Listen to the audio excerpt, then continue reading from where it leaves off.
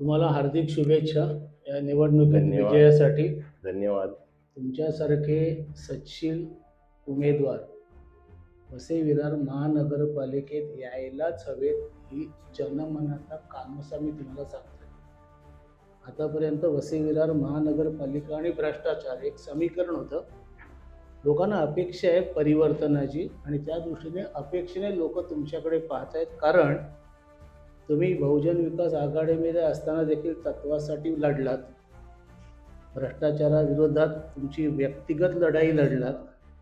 आता तुम्ही भारतीय जनता पक्षाच्या प्लॅटफॉर्मवरून तुम्ही निवडणूक लढताय. तर लोकांच्या अशा अपेक्षा आहेत की तुम्ही उद्या निवडून आल्यानंतर एक ज्येष्ठ अनुभवी म्हणून ही महानगरपालिका भ्रष्टाचार मुक्त म्हणा किंवा स्वच्छ पारदर्शक कारभार करण्याच्या दृष्टीने तुमचे काय प्रयत्न असतील? ऑलरेडी आपण त्याच्यावर काम चालू केलेलं आहे. वेस्ट टू एनर्जीचं जे प्रोजेक्ट होतं वसई विरार शहर महानगरपालिकेचं, तर ते आपण इकडे 2021मध्ये आणलं होतं. पण काही कारणामुळे त्यावेळेच्या कमिशनरने किंवा त्यावेळेच्या राजकारण्याने ते प्रोजेक्ट पुढे नेलं नाही. ते फ्री टिपिंग चार्जमध्ये जे आज कॉर्पोरेशन 800 रुपये टनासाठी टिपिंग चार्ज देते, आणि मी ते जे काढलेलं जे ससबीड म्हणून एक कंपनी होती नेदरलँडची, त्यांच्याकडून जे काम आणलं होतं ते लोक 18 करोड रुपये डिपॉझिट देणार होते कॉर्पोरेशनमध्ये, आणि रेव्हेन्यू पण त्यांना जो जनरेट होईल तो रेव्हेन्यू पण त्याच्यामधून ते काही भाग कॉर्पोरेशनला देण्याचं त्यांनी ऑलरेडी त्या टेंडरमध्ये आपण तसे क्लॉज पण टाकून घेतलेले त्यांच्याकडून. पण त्यावेळेच्या राजकारण्यांनी ते इकडे होऊ दिलं नाही. नितीन गडकरी साहेब यांनी नागपूरमध्ये ती सिस्टम घेतली आणि 1200 टनाचं वेस्ट टू एनर्जीचं प्रोजेक्ट 8 डिसेंबरला तिकडे ऑलरेडी चालू झालेलं आहे. जर ते प्रोजेक्ट आपल्याकडे झालं असतं तर भारतामधलं पहिलं वेस्ट टू एनर्जी प्रोजेक्ट ह्याचा मान विरार शहर महानगरपालिकेला मिळाला असता, जो आज गडकरी साहेबांनी नागपूर महानगरपालिकेला मिळवून दिला. अशी अनेक सुरस प्रकरणं महानगरपालिकेची चर्चेला आहेत अखंड शहरामध्ये, आपल्या तालुक्यामध्ये. पण त्यातूनही मला वाटतं काही महानगरपालिकेची मुख्य इमारत आहे, आणखीन असे बरेच हे, त्या संदर्भात तुम्ही जरा प्रकाश टाकू शकाल का? महानगरपालिकेची जी बिल्डिंग आहे ही साधारण 2 लाख फुटाची बिल्डिंग आहे. 2 लाख फुटाच्या बिल्डिंगला आज आपण ॲव्हरेज कुठेही बघितलं तर 2,500-3,000 रुपयाच्या वरती कितीही चांगली तुम्ही बिल्डिंग बनवली तर त्याच्यावरती कधी कन्स्ट्रक्शन कॉस्ट जात नाही. तर तो विचार केला तर 2 लाख फुटासाठी 60 करोड रुपये ही त्याची कॉन्ट्रॅक्टची किंमत होऊ शकते. त्यासाठी महानगरपालिकेने 120 करोड रुपये आतापर्यंत खर्च केले. त्यानंतर स्पोर्ट्स कॉम्प्लेक्स, आज 8 वर्ष झाली स्पोर्ट्स कॉम्प्लेक्स आहे त्या स्थितीमध्ये आहे. त्याचं टेंडर हे 40 करोड रुपयाचं होतं. त्याचे आजपर्यंत 79 करोड रुपये दिले गेलेले आहेत आणि तरीही अजून स्पोर्ट्स कॉम्प्लेक्स तयार नाही. त्यामुळे लोकांनी आता विचार करायला पाहिजे की भ्रष्ट राजकारण कधीपर्यंत चालू द्यावं. मी भारतीय जनता पार्टीमध्ये आल्यानंतर इतके हे 370 करोड रुपये प्लस 240 करोड रुपये रस्त्याचं जे टेंडर होतं, म्हणजे विरार शहराकडे येणारे सगळे जे रस्ते कॉन्क्रिटीकरणाचं टेंडर काढलं होतं पॅचमध्ये, पूर्ण रस्ते नाही, ते 240 करोडचं टेंडर काढलं होतं कॉर्पोरेशनने.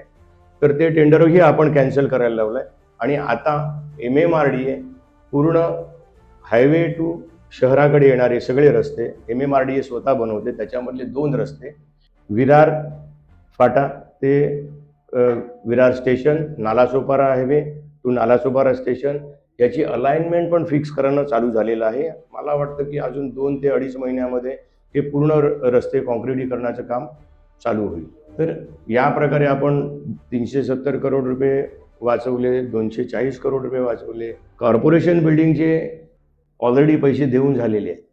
त्याच्यामुळे आता त्याच्यावर निवडून आल्यानंतर काय करायचं, कसं करायचं, त्याची प्लॅनिंग कशी करायची हे आपल्याकडून ठरवण्यात येईल आणि लोकांसाठी काय चांगलं आहे तेच आपल्याकडून केलं जाईल. पाटील साहेब, एक बोम आहे याच्यामध्ये, गॅनबाची मेक म्हणतात ना तशी, की अशा हे पळवाट आपल्या अंगाशी येऊ नये किंवा हा आरोप आपल्या अंगाशी येऊ नये म्हणून अशी एक वदंता सुरू केली आहे की अहो प्रशासकीय कारभार 5 वर्ष आहेत, त्याच्यातलं हे सगळे आमची जबाबदारी नाही. पण या गोष्टी तुम्ही ज्या म्हणतायत त्या 5 वर्षापूर्वीच्या आहेत. त्याच्यामुळे ही जबाबदारी ज्यांनी घ्यायची ती लोकांची दिशाभूल करण्यासाठी 5 वर्ष प्रशासकीय राजवटीचं जे कारण पुढे करतायत त्याबद्दल तुमचं मत काय? नाही, ही प्रशासकीय राजवटीच्या वेळ अगोदरचीच आहे हा. आणि त्या गोष्टीवर मी त्या वेळेला कंप्लेंट पण केली आहेत. म्हणजे कॉर्पोरेशनमध्ये माझे अर्ज पण मी दिलेले आहेत की हे चुकीचं चाललेलं आहे. पाटील साहेब, आणखीन एक महत्त्वाचा प्रश्न लोकांच्या मनातला की 2018 साली मलनिस्सारण योजनेचा एक दणदणीत असा शुभारंभ या लोकांनी म्हणजे वाजत गाजत केलं सगळं. त्याची सद्यस्थिती काय ती कोणालाच माहीत नाही, आम जनतेला. तर जरा त्याच्यावर प्रकाश टाकता का? मग 2018ला जी मलनिस्सारण योजना आली, विरार पूर्व आणि पश्चिम त्याचा झोन होता. पूर्ण पश्चिम नाही आणि पूर्ण विरार पूर्वही नाही. तर ती आजच्या तारखेमध्ये ती चालूच नाही, कार्यान्वितच नाही. म्हणजे पाणी जे जातं आहे तेवढं पाणी फक्त इकडून त्या वेलमध्ये जातं आणि तिकडून फक्त पंपिंग होतं. मलनिस्सारण योजनेमध्ये जो स्लरी आहे त्या स्लरीमध्ये आजपर्यंत त्या योजनेतून 5 किलो स्लरी पण यांनी बाहेर काढलेली नाही. आणि 385 करोड रुपये हे गटारात टाकलेच म्हणावं लागेल. आता ते लोक म्हणतात पाण्यात टाकले, गटर. मी तर म्हणतो ते गटारातच टाकले. आणि त्याचे कॉन्ट्रॅक्टर कोण हे पण जनतेने विचारावं. बहुजन विकास आघाडीला विचारावं जनतेने की याचे कॉन्ट्रॅक्टर कोण.